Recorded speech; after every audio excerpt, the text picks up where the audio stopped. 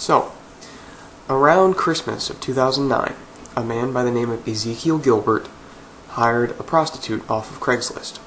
Now, partially because of the way Craigslist runs and the fact that you can't actually sell sex on Craigslist legally, quote unquote, the wording is usually very non-specific. But this individual hired the prostitute, paid her $150 before anything happened. She walked around his house, trailer, whatever, for about 20 minutes, I assume, either partially clothed or completely naked, not sure. And then she tried to leave. And he, of course, assumed that sex was involved in the transaction. So when she didn't want to return the $150 and she didn't want to have sex with him, he pulled out a gun and shot her in the neck. Now, he didn't intend to kill her, at least according to his defense lawyers, but he was actually recently acquitted, and by recently I mean yesterday, was when it hit the news, of committing the crime, both because of the fact that he didn't intend to kill her and the fact that that law exists in Texas, that he was basically being robbed. Now, he was involved in an illegal act at the time, but it is a victimless crime. It is, it was two consenting adults, even if they were exchanging, even if he thought they were exchanging money for sex. And actually, if it was her way, where it's just money for her walking around his house naked, then that's actually not illegal at all.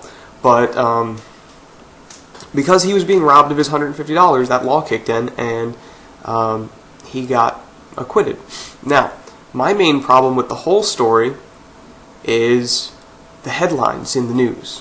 And I've got to blame the original newspaper, which is, you can find it at mysanantonio.com. It's a local news article, and the title says,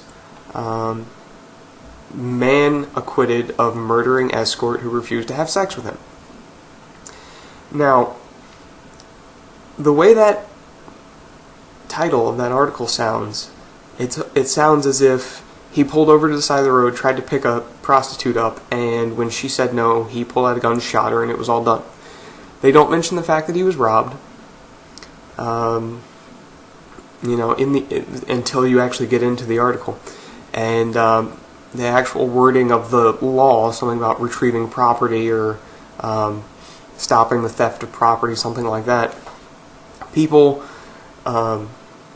mostly like women's rights activists, things like that. I have nothing against women's rights activists, but it's the same thing as when I did my Russell Simmons false racism thing, in which I said, you look at the outside of it, you glance at it real quick, you go, oh, this must be racist, or in this case, this must be sexist, and then you slap sexism all over it.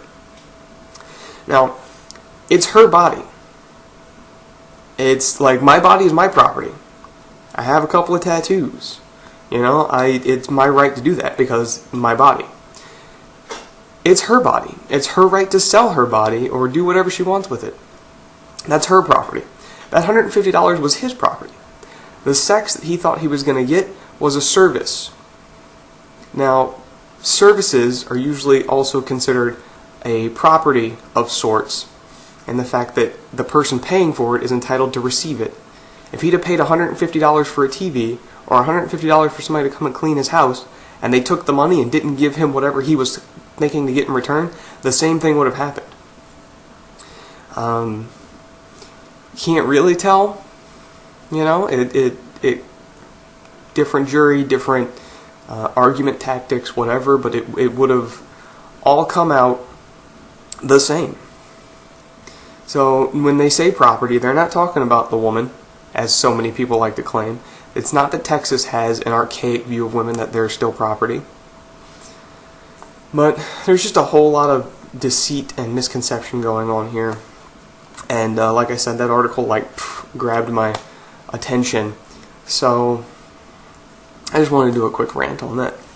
But this is just one man's thoughts.